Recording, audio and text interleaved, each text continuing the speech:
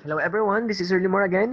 So this is the continuation for the module 2, which has the topic of solving quadratic equation. Again, at the end of this video lecture, you are going to solve quadratic equations by extracting the square roots, factoring, completing the square, and quadratic formula. But in this video, we are to focus on the two methods. The first method is completing the square, and the second method is quadratic formula. Okay, let's start with the completing the square.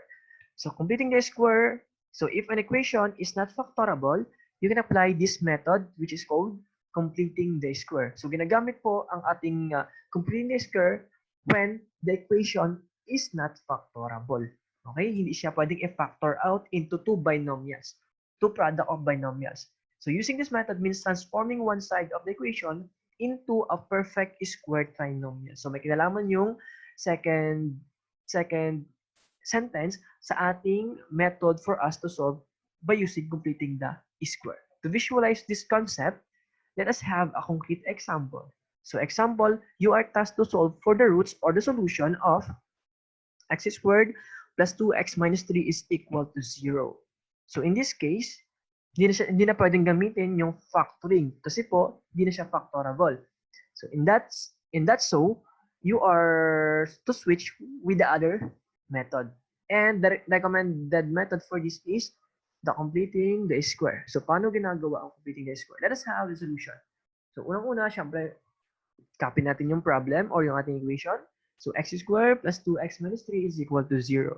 The first step will be you must transform that the equation into the form of ax squared plus bx is equal to c. Simply or meaning or ibig sabihin, ihiwalay mo yung mga terms na may variables at yung term naman na walang variable sa magkabilang side ng equation. Okay? So from x squared plus 2x minus 3 is equal to 0, so magiging x squared plus 2x, ilipat mo yung negative 3 sa kabila, that will become positive 3. And then, after nyan, complete the square of the binomial by adding on both sides of the square of half of b. So medyo meron tayong computation dito.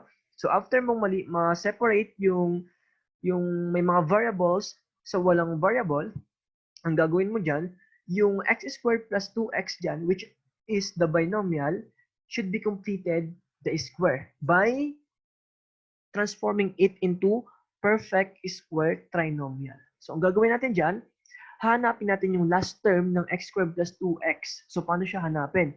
So paano mo mahanap yung last term nito? So para mahanap siya, ang gagawin mo, yung value ng b mo, which is 2, tama ba?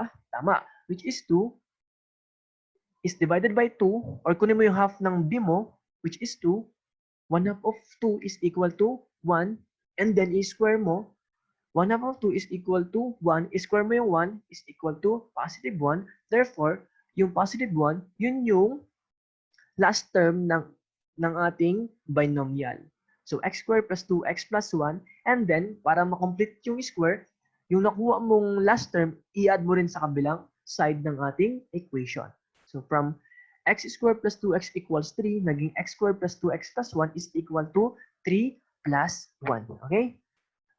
And then, after nyan, express mo itong x squared plus 2x plus 1 as the product of two binomials. So, kapag pinactor natin siya, yung x squared plus 2x plus 1, ang sagot dyan is x plus 1 times x plus 1 or x plus 1 closed quantity square is equal to 3 plus 1, positive 4. That is not yet the correct answer. The next step is square root both sides. Okay, square natin both sides. That will become square root of x plus 1 square is equal to square root of 4. So by applying square root property, our answer is yung x plus 1 raised to 2, pag in-square root natin yan, matatanggal yung exponent na 2, ang matitira, yung binomial nating x plus 1, and then equals to yung square root ng 4, that will become, applying square root property, positive, negative 2. Okay, this means dalawa yung ating sagot. Positive 2 at saka negative 2. Paghiwalayin natin siya para malaman natin yung value ng x for each solution. Okay? Yung unang solution will be x plus 1, copy lang, is equal to positive 2. Yung pangalawang solution naman, x plus 1 is equal to negative 2. Okay? Solve natin yung x plus 1 equals negative 2. So by applying APE, we have yung positive 1 lipat sa kabila, negative 1. Tama? So x equals to 2 minus 1. So our x is equal to positive 1. How about x plus 1 is equal to negative 2? So lipat din natin si positive 1 sa kabila. So x is equal to negative 2 minus 1. So our second root is x is equal to negative 3. Therefore, our solutions are positive 1 at saka negative 3. Next method will be quadratic formula. Okay, to solve any ax squared plus bx plus c is equal to 0 using quadratic formula, determine the values of a, b, and c, then substitute this in the equation. Okay, hindi applicable si extracting the square root, hindi rin applicable si completing the square, hindi rin applicable si factoring. Wala kang choice. The final method that will solve for your solutions or roots of the equation is to use the quadratic formula. Ano yung quadratic formula? So quadratic formula is equal to negative b, positive, negative, squared of b squared minus 4ac all over 2a. Okay? That is the quadratic formula. So pwede siyang sauluhin para kapag magsosolve kayo ng roots ng quadratic equation, hindi nyo alam gamitin si factoring, si completing the square, at saka si extracting the square root. So meron kayong choice. Ito, and the final method, the quadratic formula. So dapat nating sauluhin yan. Okay? So paano ba ginagamit ang quadratic formula? So dapat ang yung equation should be written in standard form. Ito sa taas ay x squared plus bx plus is equal to 0. And then determines the values of a, b, and c. Tapos substitute mo siya dito sa ating formula. To visualize this concept, let us have a concrete example. Okay, find the roots of quadratic equation for x squared plus 12x plus 9 is equal to 0 using the quadratic formula. Ayan. So, hindi mo na gagamitin si factoring kasi hindi siya factorable. Ayaw mo rin gamitin si completing the square kasi mahirap siya. Si extracting the square root kasi hindi siya pwede. So, you are going to turn to quadratic formula. So, paano yan? So, dapat, again, ang unang step is dapat i-check mo yung equation kung naka-standard form siya or hindi. Kapag hindi, ilagay mo sa standard form. Okay, kapag naka-standard form na, get the values of a, b, and c. So 4x squared plus 12x plus 9 is equal to 0. What do you think is a? Tama, 4. What is b? 12. What is c? Positive 9.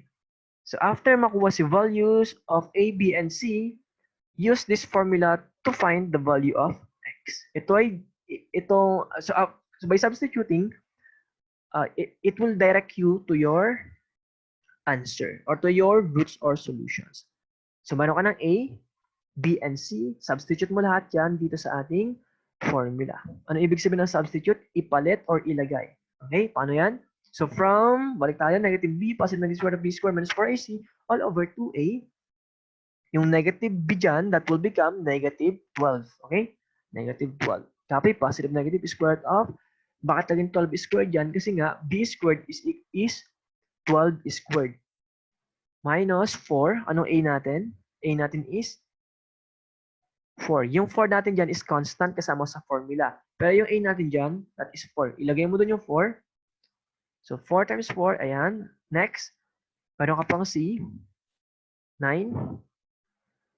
Ayan, 9. All over 2 times, sabi kasi 2A, therefore, ano ibig sabihin nun? 2 times 4. So after nating masubstitute lahat ng values ng A, B, and C sa ating quadratic formula, let us evaluate. So paano siya i-evaluate? I-solve natin. So x is equal to negative 12, positive, negative. Ano ibig sabihin ito? Dalawang solution. Again, square root of 12 squared, 144. Tama? Minus 9 times 4, 36 times 4, negative 144. All over 8. Next, solve for x is equal to negative 12, positive, negative. Okay, itong 144 minus 144, pag ginawa yung difference nila, ang sagot ay 0. And the square root of 0 ay, syempre wala na yun, 0. Therefore, ang natira ay negative 12 all over 8. This is not yet the correct answer. Bakit po? Kasi nga, pwede pa siyang i-reduce to lowest term. And the answer is x is equal to negative 3 over 2. So nagkataon lang na naging 0 na agad ito. Itong square root kaya hindi tayo gumamit, hindi natin ginamit yung positive negative. Pero kapag hindi to 0, okay? Kapag hindi siya nag-0, so dapat magamit natin si positive negative. It means dalawang solutions yung ating or dalawang roots ang ating makukuha. In this case, isa lang yung roots na nakuha. Kasi nga, nag-0 na yung ating yung square of b squared minus 4ac. Yeah, that is the solutions. So that would be all for this lecture. For my reference, again, Math 9 module based on MELCS, week 1, quarter 1, solving quadratic equations.